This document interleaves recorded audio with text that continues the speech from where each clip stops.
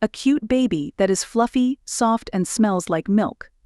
A cute child who calls for mom and me and follows us around the crystallization of love with a beloved person.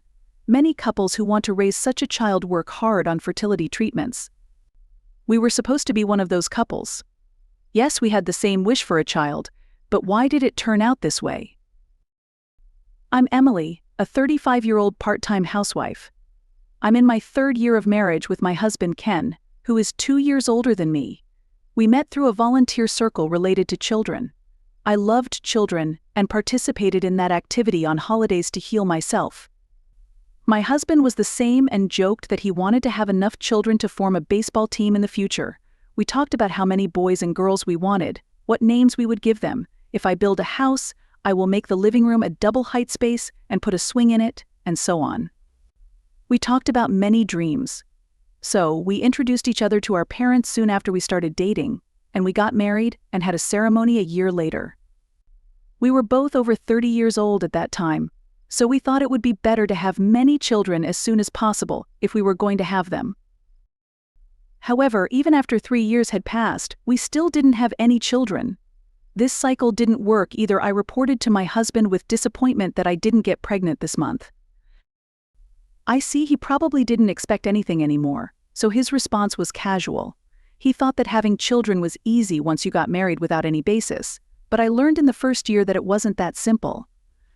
In the 2nd year, I tried to improve myself by measuring my basal body temperature, creating a menstrual cycle chart, warming my body, researching things that were good for fertility treatments, etc., all by myself. In the 3rd year, I took the plunge and stepped into an obstetrics and gynecology clinic. I've been trying hard in my own way, but there has been no fruit. Or rather, I've been told by my gynecologist, there's nothing wrong with your body. That means your husband needs to be tested. Hey, why don't you go for a test once? What? I'm fine. I've never had any problems with my health checkups. Don't you think infertility tests are not done during health checkups? But I'm not the one who's going to give birth. I'm the one who's going to give birth, but you're the one who's going to provide the seed, right? Pound? Men's tests are not painful and are over in no time. But it's embarrassing. I feel embarrassed every time, and it hurts. Suppressing my desire to complain like that, I try to get him interested. Timing therapy seems to have reached its limit, so I want to move on to the next step soon, because you can make enough children to form a baseball team, right? Is this man only capable of saying H? I think he has male pride or something like that, but he can't move forward without enduring the test. Even if my husband's test results are bad, I'm prepared to live with him. I want children too. But my husband is more important. Doesn't he know or pretend not to know about my feelings and efforts? Today, too, my husband ignored my wishes and just fiddled with his smartphone. And there is another person who doesn't understand this situation besides my husband. You still can't have children. My mother-in-law visited our house on my day off as usual and threw harsh words at me. Yes, it's because you're working.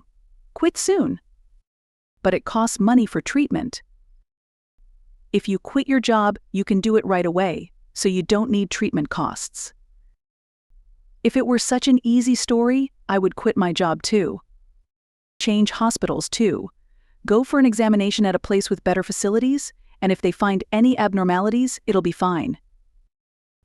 Abnormalities? That's presuming there's something wrong with my body. If you want grandchildren so much, can't you ask Ken to take an examination too? Can't you ask him, mother-in-law? I was tired of being blamed every time, so I let out my true feelings unintentionally. My mother-in-law dotes on her son so much that she turns into a demon when she says anything bad about him. Do you want to say there's something wrong with my son? Rather than the cause, the doctor is also troubled because the treatment plan cannot be determined without my husband's examination. There's no way my son has a problem. Don't blame my son or the doctor just because you're infertile. Yes, of all things, infertile. What era is that word from? If written in kanji, it would be Isana stone woman. I understand that you don't want to admit the possibility of a problem with your precious son. However, What kind of thought process is it to conclude that I'm the one who's strange? Honestly, that's why I told him to find a younger wife. My mother-in-law continues to mutter as if she wants me to hear it. Since my mother-in-law always responds like this, I turn a deaf ear. My heart has been paralyzed by years of sarcasm going from one ear to the other. Yes, pass. After that, the same thing repeated for a while. Only I went to the hospital, and even though I was told by the doctor that timing therapy was impossible, I still couldn't get my husband's cooperation. However, my husband was actively involved in making babies, even if he refused to be tested, but at some point, even that activity stopped. With this situation, unless a stork physically brings it, we won't have a child. But I was relieved because I was tired of long fertility treatments. I don't have to worry about my cycle and feel restless or disappointed anymore. My husband feels the same way. I thought it was a period of rest and didn't pay much attention to it, but that wasn't the case. Let's get divorced. One day, my husband suddenly handed me divorce papers. Why? I was confused by the unexpected turn of events. My husband laughed and said, "Of course, it's because we can't have children." It's not just my problem. If you get tested, we might be able to conceive. That's it. My husband looked down on me as if I were something dirty. It's like I'm defective. I'm tired of being treated like that. No, I just wanted a child with you. I thought you wanted the same thing, so we tried our best as a couple. When a woman turns 35, she's called an older mother, right? Your body can't handle it anymore. This person could say such terrible things so easily. No wonder he takes after his mother. I want a child. That's why I decided to change partners. Change partners? You mean divorce and remarry? Or rather, are you saying you're having an affair? Don't use such vulgar words. I just chose a young woman who can have children. That's terrible. You're the terrible one. You broke the promise to have many children. My mother is also disappointed that she won't see her grandchildren's faces. I can't keep up with infertility treatments anymore. That's right. My mother-in-law, who had somehow entered the house, glared at me with the same eyes as my husband, looking down on me. I should have done this from the beginning. I found the next wife. What? She's young, cute, and obedient. She'll definitely become a wonderful wife and give birth to many children, unlike you. Certainly, my mother-in-law said she wanted a young bride, but who could have imagined that they would really try to replace me while we were still married? What do these people think of me? Am I just a machine for having children, and they want to replace me because I'm broken? I gradually regained my composure as the blood rushed back to my head from the unexpected turn of events. I've had enough. Everything that remained, including my feelings, flew away. I don't want to think that these 3 years of pain and suffering were in vain, but more than that, I absolutely don't want a child connected by blood with these people. I don't want to dedicate my precious life to such a man. I understand. I agree to a divorce. I bite my trembling lips in anger and play the role of an understanding wife. If it's helpful to have an understanding wife, in return, I will definitely collect alimony from you and your mistress.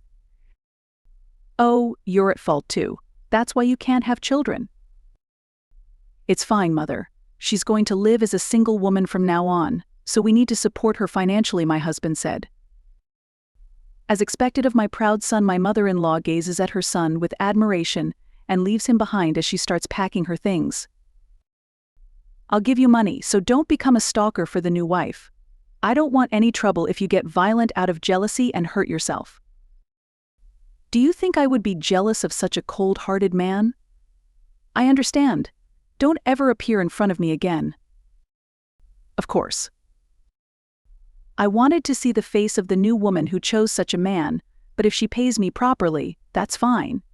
Anyway, I wanted to escape from this house, from this den of demons as soon as possible. After that, we only had one discussion about alimony, but my husband was ecstatic after marrying a young bride and paid generously at my asking price. My mother-in-law kept grinning, and my father-in-law, who was like air, remained so until the end. I can't believe I was involved with such a family. After returning to single life, I applied for a transfer to another department with renewed vigor. I was transferred to a location a little further away in the prefecture. I used the alimony I received on a trip abroad with friends so that there would be no lingering regrets. I had been saving money for a child that was supposed to be born someday, so I wasn't worried about my future life. It feels so good to spend money on myself. I also realized that there are many fun things in the world, even if you don't have a husband or children. Feeling refreshed, I immersed myself in work and hobbies for a while and enjoyed my life to the fullest. At that time, I met an attractive man after a long time. Our hobbies and values matched, and we laughed at the same things. Being with him was so much fun.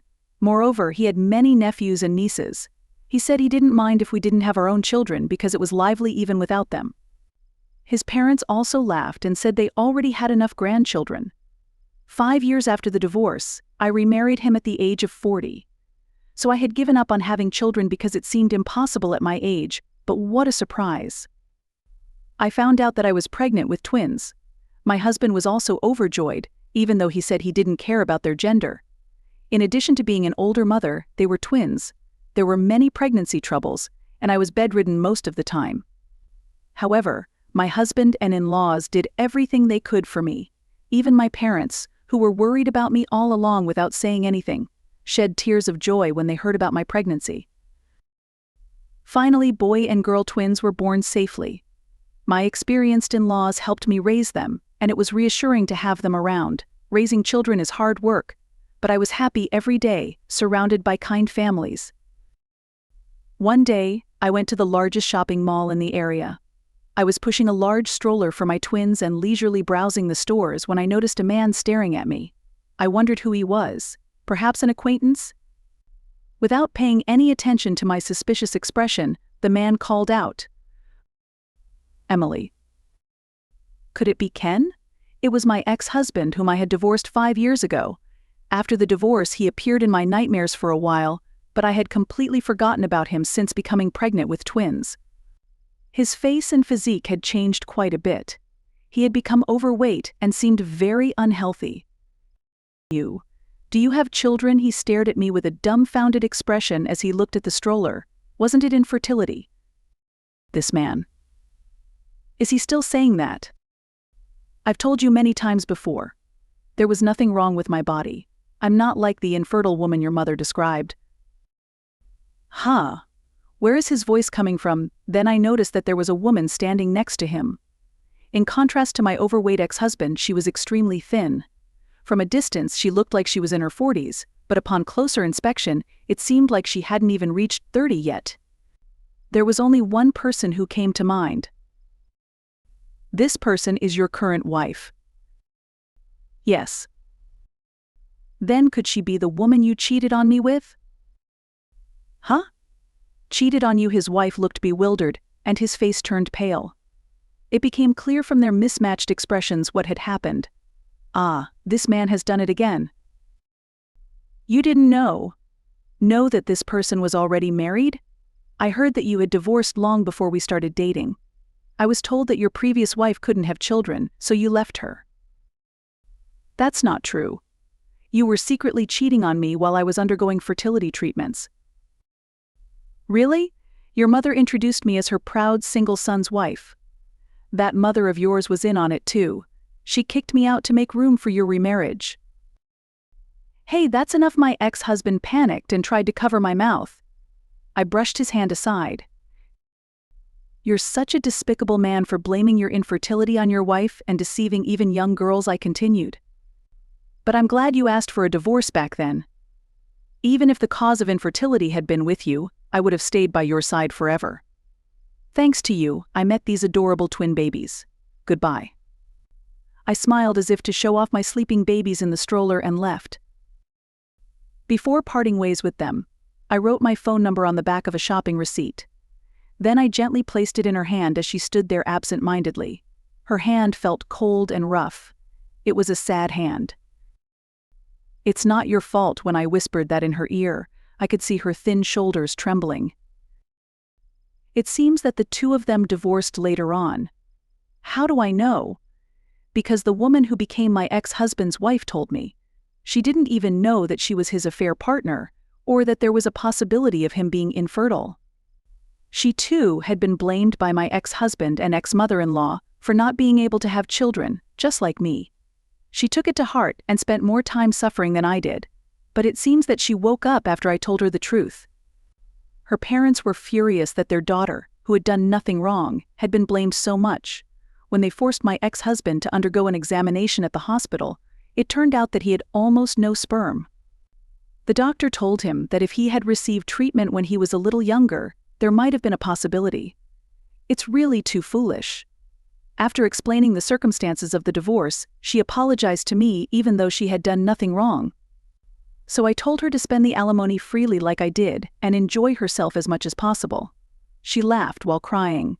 She's still young, so she should have many good encounters in the future, but I can't imagine such good luck coming to the worst ex-husband.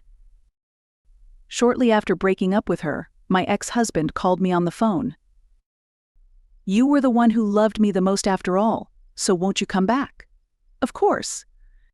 "It's fine if the children come with you too. I'm confident that I can love them if they're your children. There might be traces of my genes left inside you who loved me. Those children can be called mine without any mistake, don't you think?" A chill ran down my spine. "I don't think so at all. It's really disgusting, so please spare me. It's because your head is filled with delusions like that no children came to you. Do you understand?